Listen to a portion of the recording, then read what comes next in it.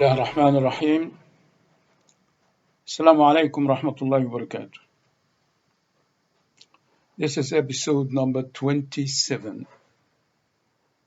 AzZakah number 2. In the previous episode, we introduced the subject of zakah and explained some issue about it.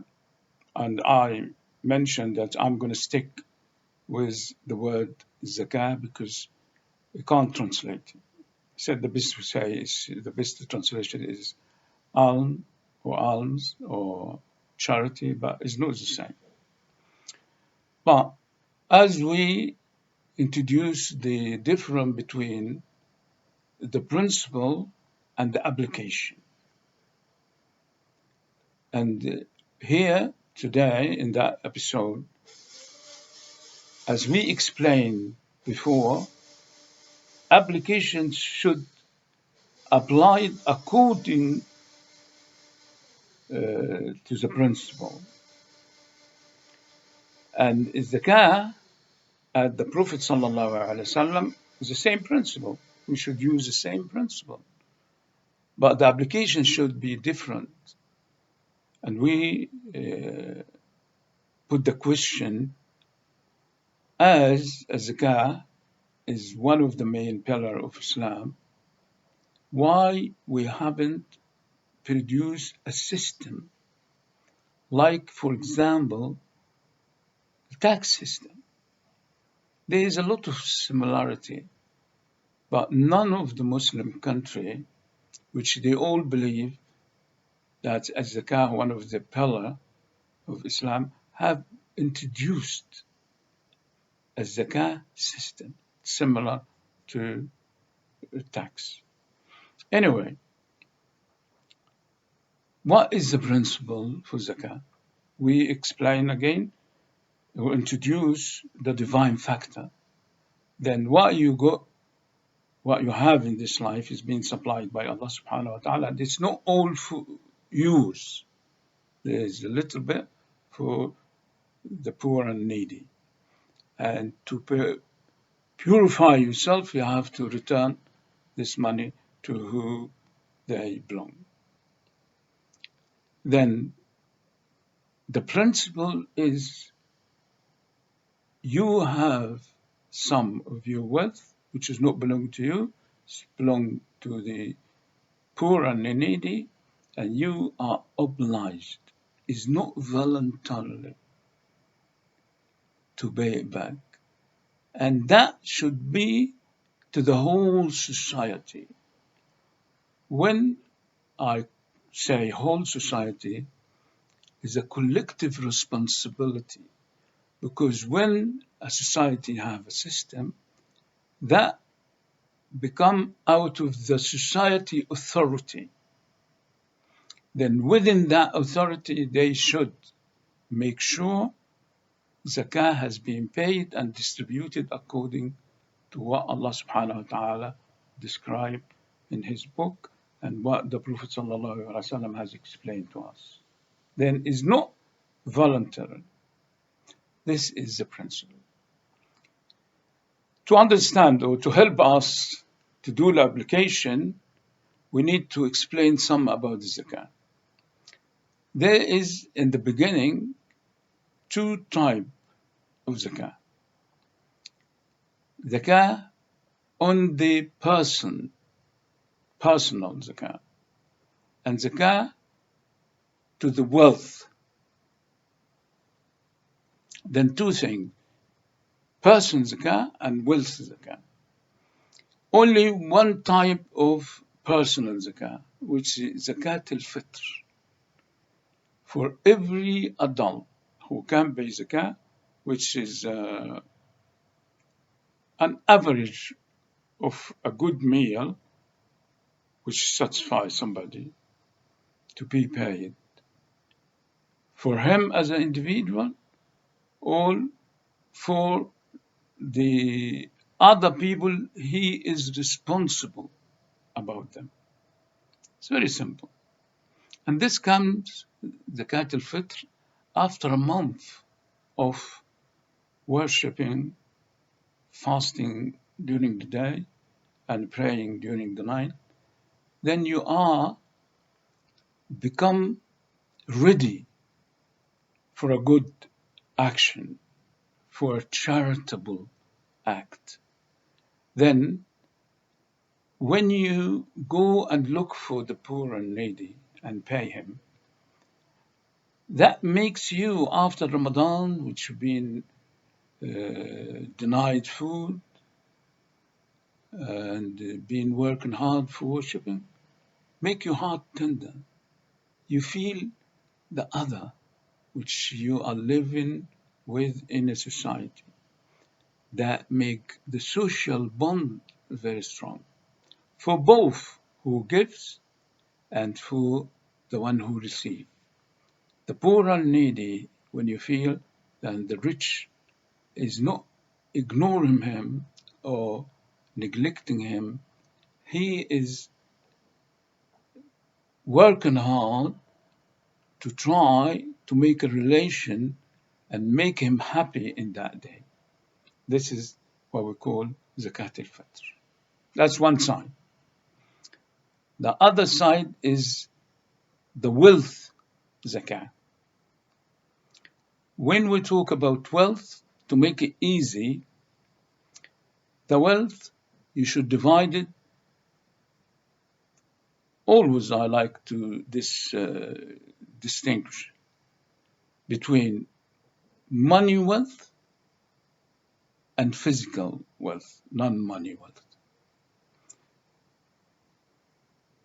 Because of the difference between money and goods or non-money wealth. That will make the zakah easier. Although money, and as Islam, as we explained in the chapter of money, considered to be mainly gold and silver, but anyway, whatever the society dealing with money, that money should be due to zakah. And here, all the money is applied to 2.5%. 2.5% for what? For the balance of the cash balance, the money balance after one lunar year. Taking the allowance, we call it بعد بلوغ الحول وما زاد عن النصاب. It's very simple. You don't pay as you receive it, but you pay the balance accumulated after one lunar year. Not for every penny you have, no, after the allowance. There is called a nisab, ما تعدى النصاب. Like for example, you have £1,000 or whatever the society gonna decide what is your allowances, then what is more than the allowance is due to be paid 2.5% annually in a lunar calendar. Because the calendar to a Muslim is a lunar one. It's started from Haram and Zulhijjah. 12 months is different than, is according to the cycle of the moon, not to what the earth around the sun. It's different, but anyway, this is the rules. This is for the cash zakah, for the monetary zakah. Non-monetary zakah is the wealth, for the non-monetary is for goods. These goods, we say, plant, زروع, and something else, or non-زروع. زروع to pay in the day you harvest. You should not wait for a month, or for a year, or even for a day. The day you harvest, you should pay out the zakah. As we say, mind you, this is a divine factor. You can't harvest anything without the sun, without the wind, without all these divine factor. Then if you believe in that, then the day you harvest, as you enjoy the harvest, you should give the other people their share, the poor and needy. That starts from 20% to 2.5%. That according to this harvest cost. Earlier, people used to have a harvest without paying any cost. Today is different. We'll come to that later. But other type, like animal, any other type of wealth, without the harvest, you pay 2.5%, from 20% to 2.5%, according to the cost. And here is what is happening today is the structure is completely different. The Muslim Ummah should get a scholar committee or group to sit together and study the principle in details, then study the economic structure in details and produce a system as the tax system would be the zakah system, which every Muslim, or at least whatever Muslim would like to apply the zakah according to those scholar or this committee, he will find it easy. Get the application, fill the application, put your wealth in, every item of the wealth, the percentage. If there is a cost, you put the cost, and that becomes very easy. It's very simple. Today, too much complicated system in the computer and has a software. You put the figures at the end of the system, it will give you what zakah you should pay. And here comes another point. You should not pay the way you like. It should be collectively a system by the government, by the authority, to tell you what exactly to do. And using this system as a part of the economic structure. One thing similar to the harvest, if you find treasure or anything comes of the earth, like the petrol, mineral, which is too many of them, that should be compared to the harvest. Again, there's a minimum 2.5%, a maximum about 20%. That should be applied according to a system, not as every individual like. No, there should be a system, and that according to that system, they should create an application, and everybody should fill up this application and find or put in this application what sort of wealth he has, either money wealth or non-money wealth, and put the cost, and from that will tell you what your zakah is. Then at the end, zakah is a part of economic structure. It represents the divine factor.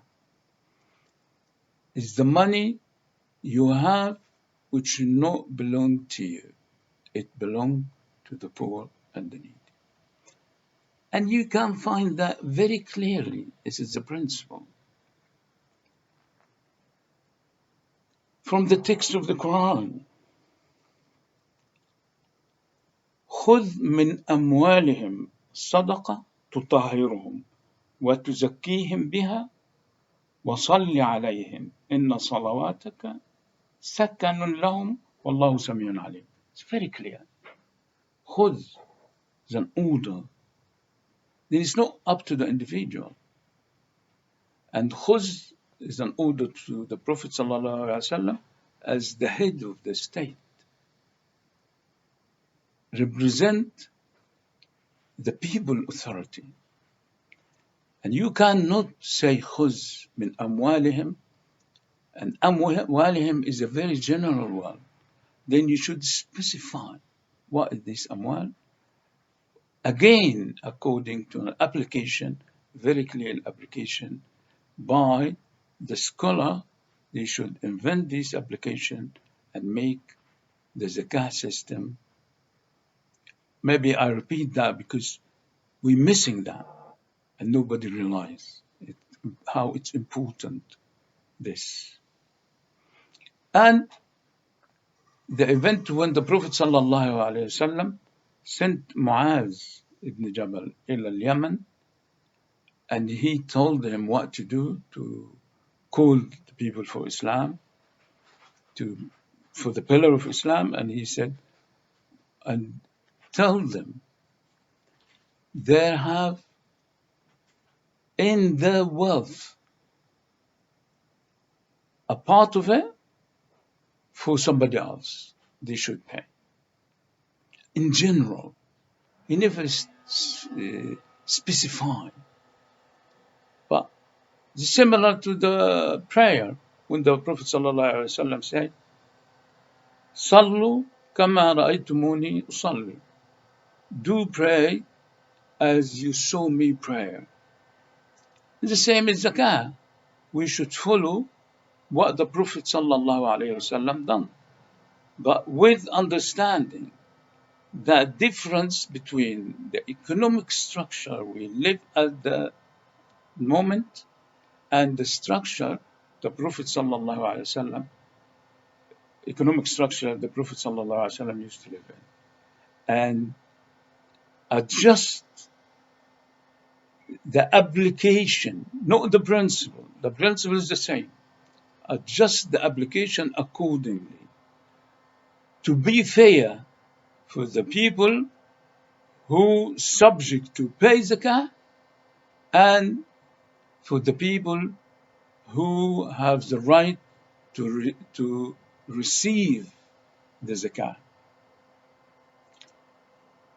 I think we put different issue. Altogether, they represent the subject of zakah. And as I began to say, zakah is one of the 5 pillars of Islam and is the third head of the Islamic monetary triangle. And within that, we should have finished the triangle with 3 heads and put as much as we can information, principle-wise, application-wise, to understand the Islamic economic, in particularly related to the Islamic monetary triangle and the subject represent. Wassalamu alaikum wa rahmatullahi wa barakatuh.